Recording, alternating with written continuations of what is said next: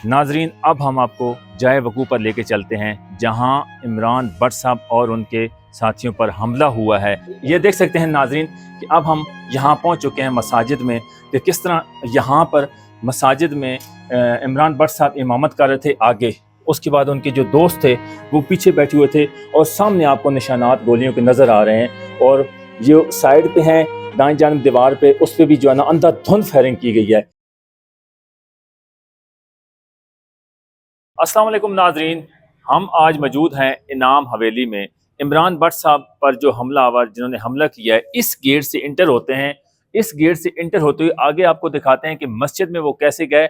और सबसे पहले उन्होंने हवाई फायरिंग की, यानी कि सबसे पहले वो मस्जिद में गए। मस्जिद में हमला करने के बाद उन्होंने हवाई फायरिंग की, उसकी भी निशानात आपको साथ दिखा देते हैं कि किस तरह हमलावर ने यहाँ से इंटर होते हैं और उस गन मैन की तरफ से या जो भी मिले हुए थे, तो उन्होंने देख सकते हैं कि उन्होंने दरवाज़ा ओपन किया। और ये सबसे पहले देख सकते हैं कि सबसे पहले ये देख लें, ये गोलियों के निशानात आपको नज़र आ रहे हैं। तो उसके बाद जो बिल्डिंग को मेन घर की बिल्डिंग है उसकी जानिब भी, यानी कि खौफ व हिरास फैलाने के लिए उन्होंने जो है ना गोलियों की बरसात की, ताकि पूरी बिल्डिंग पे, घर पे। उसके बाद जो है ना मस्जिद में जो साथ आपको दिखाई है कि मस्जिद पे किस तरह उन्होंने अफसोसनाक वाक़या पेश किया। ये देख सकते हैं मेरे पीछे जो है ना, ये ऊपर देख सकते हैं कि यहाँ जो है ना सामने आपको निशानात नज़र आ रहे हैं गोलियों के। तो यहाँ जो है ना इस तरह खौफ राज फैलाने के लिए कि घर वाले पूरे फैमिली जो है ना सहम जाए, ताकि बाहर कोई निकल ना सके। उसके बाद मस्जिद में जो हमला किया है, मस्जिद के आपको साथ वीडियोस दिखा दी हैं कि मस्जिद में किस तरह बहुत ही अफसोसनाक वाक़या है कि माह रमज़ान चल रहा है, माह रमज़ान में इतना अफसोसनाक वाक़या कि किस तरह उन जालिमों ने हमला किया। और हमला करने के बावजूद ये देख सकते हैं हमारे पीछे जो उनकी इमरान भट्ट साहब की जो फैमिली है उनका, यानी कि ये जो उनका घर है, तो मेन इंटरेस्ट है, तो उनकी जितनी भी ये माशाल्लाह हवेली देख रहे हैं, उनका रहन सहन था। और वो लोग बताते हैं कि कितना माशाल्लाह उनका अच्छा रहन सहन था और गरीब गुरबों लोगों के साथ बहुत ज़्यादा कंप्रोमाइज़ करते थे। तो और उसके बाद देख लें कितना जुल्म किया हुआ है। और उन जालिमों ने माह रमज़ान के महीने में तरावी के नमाज के दौरान उनको कैसे जो है ना भेद चढ़ा दिया, शहीद कर दिया। हम तो शहीद ही कहेंगे, क्योंकि नमाज की हालत में थे, तो वो इस दुनिया फानी से चले गए और शहीद हो गए हैं। उनके बच्चों के वो जो इस टाइम कंडीशन चल रही है कि उनके बच्चों के साथ क्या बीत रही है, क्योंकि वो सहमे हुए, डरे हुए हैं, उनकी फैमिलीज डरी हुई है। उसके बाद कहते हैं कि इमरान भट्ट साहब के 9 बच्चे हैं, वो भी बहुत ज़्यादा इस टाइम इतने, यानी कि सहमे हुए हैं कि बोलने के बिल्कुल उन सामने कैमरे के सामने नहीं आए, क्योंकि सिक्योरिटी खदशात हैं।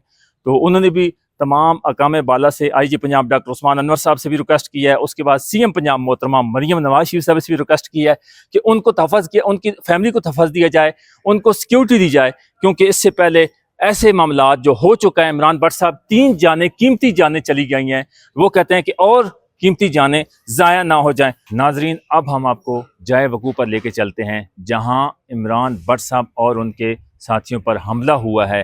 कैसे जो है ना जालिमों ने तशवीशनाक और अफसोसनाक हमला मसाजिद में किया है और तरावी के दौरान किया है। किस तरह जो है ना उन्होंने गोलियों की बरसात की। गोलियों की बरसात करने के बाद सारा जो इमामत कर रहे थे, इमरान भट्ट साहब इमामत कर रहे थे, इमामत करने के बावजूद उनको जो है ना अंधाधुंध फायरिंग कर दी। अंधाधुंध फायरिंग करने के बाद उनको इस तरह जो है ना इमामत की हालत में वो यहाँ शहीद हो गए। उनके जो दोस्त हैं वो भी इस तरह जो है ना शहीद हो गए। ये देख सकते हैं नाजरीन कि अब हम यहाँ पहुँच चुके हैं मसाजिद में, कि किस तरह यहाँ पर मसाजिद में इमरान भट्ट साहब इमामत कर रहे थे आगे, उसके बाद उनके जो दोस्त थे वो पीछे बैठे हुए थे और सामने आपको निशानात गोलियों के नज़र आ रहे हैं। और जो साइड पे हैं दाएं जानिब दीवार पे, उस पर भी जो है ना अंधाधुंध फायरिंग की गई है। तो नाजरीन देख लें कि कहाँ कहाँ जो है ना ब्लड के, खून के कतरे छिटे पड़े हुए हैं। यकीन करो, बहुत इतनी शदीद फायरिंग की है कि बहुत ज़्यादा, जहाँ यानी कि उनको मौका ही नहीं मिलना, उठने का मौका ही नहीं मिला। और वो अल्लाह पाक की बारगाह में सजदा नगू थे, सजदा कर रहे थे, उस हालत में शहीद हो गए। नाजरीन, ये जो आपके सामने रखी है आज की वीडियोस इनाम भट्ट साहब के घर की, उसके बाद उनकी फैमिली की, उसके बाद उनके दोस्त की, उनके कज़न की राय आपके सामने रखी है। जितनी भी फोटेज हैं, जितनी भी वीडियोस हैं, जितना भी मौक़िफ़ आपके सामने रखा है, वो सिर्फ़ और सिर्फ ये चाहते हैं, उनके बच्चे चाहते हैं, उनकी फैमिली चाहते हैं कि हमें जल्द से जल्द इंसाफ दिया जाए, क्योंकि ये बहुत ज़्यादा जुल्म हुआ है। इसको कब तक खामोश रहेंगे, क्योंकि अगर अभी हमें इंसाफ ना मिला तो किस टाइम भी जो है ना हम दूसरे जो फैमिली के मेंबर है उन पर हमला हो सकता है। ज़मीन के तनाज़ों पे, जायदाद के तनाज़ों पे उनकी फैमिली इस टाइम तकरीबन 3 जो शहीद हुए हैं उनके तकरीबन 18 से 19 बच्चे उनके यानी यतीम हो चुके हैं और इस टाइम उनकी फैमिली बहुत ज़्यादा परेशान है। यानी कि उनके पास बोलने के अल्फाज नहीं हैं।